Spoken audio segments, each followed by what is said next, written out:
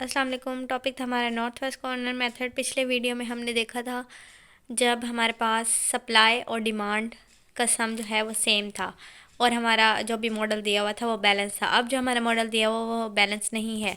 ये हम पहले हमारे पास जो भी डिमांड दी हुई है और जो भी सप्लाई दी हुई है इसे हमने सम करके देखा। एक का आंसर 1000 आ रहा है, एक का 800 आ रहा है, तो सम ऑफ डिमांड जो है वो सम ऑफ सप्लाई के इक्वल नहीं है। तो ऐसी सिचुएशन में हम क्या करेंगे, हम खुद ही कोई भी रो या कॉलम ऐड। अब इधर हम देखें तो हमारे पास सप्लाई में 800 आ रहा है जबकि यहाँ पे 1000 पूरा है, तो मैं यहाँ पे खुद से ये एक रो ऐड कर दूँगी और फिर जो है इसे बैलेंस कर दूँगी। बैलेंस करके फिर जो हम मज़ीद प्रोसेस करते हैं वो करेंगे। तो अब हमारा यहाँ पे 800 आ रहा था, मैंने 200 खुद से ऐड कर दिया और ये एक नई रो बना दी जिसको मैंने सी कह दिया। अनरिस्ट्रिक्टेड रो है ये, तो इसे मैंने 0 0 ले लिया। अब वही जो हम नॉर्थ वेस्ट कॉर्नर में करते हैं, यहाँ से हम लेंगे। पहले यहाँ पे देखेंगे डिमांड कम है या सप्लाई। तो मैं यहाँ पे देखूँ तो डिमांड कम है, मैं यहाँ पे 250 लिख दूँगी और जब मैं इसे माइनस करूँगी तो यहाँ पे 0 आ जाएगा और जब इधर से 250 माइनस करूँगी तो आंसर 250 ही आएगा।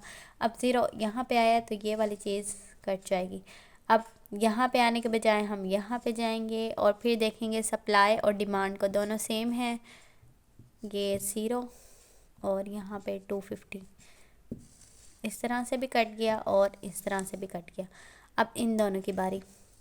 500 और 300 में से 300 लिखेंगे और 300 में से 300 गए 0। 500 में से 300 सब्ट्रैक्ट किया तो 200, तो इसका मतलब है 0 इस साइड पे है, ये वाली लाइन कट हो गई। अब यहाँ पे भी 200 है, यहाँ पे भी 200 है, तो ये भी क्रॉस हो गया। यहाँ भी 0 सब्ट्रैक्ट किया तो यहाँ भी 0।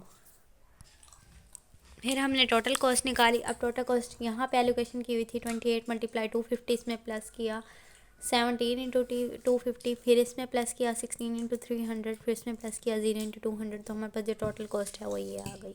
Thank you.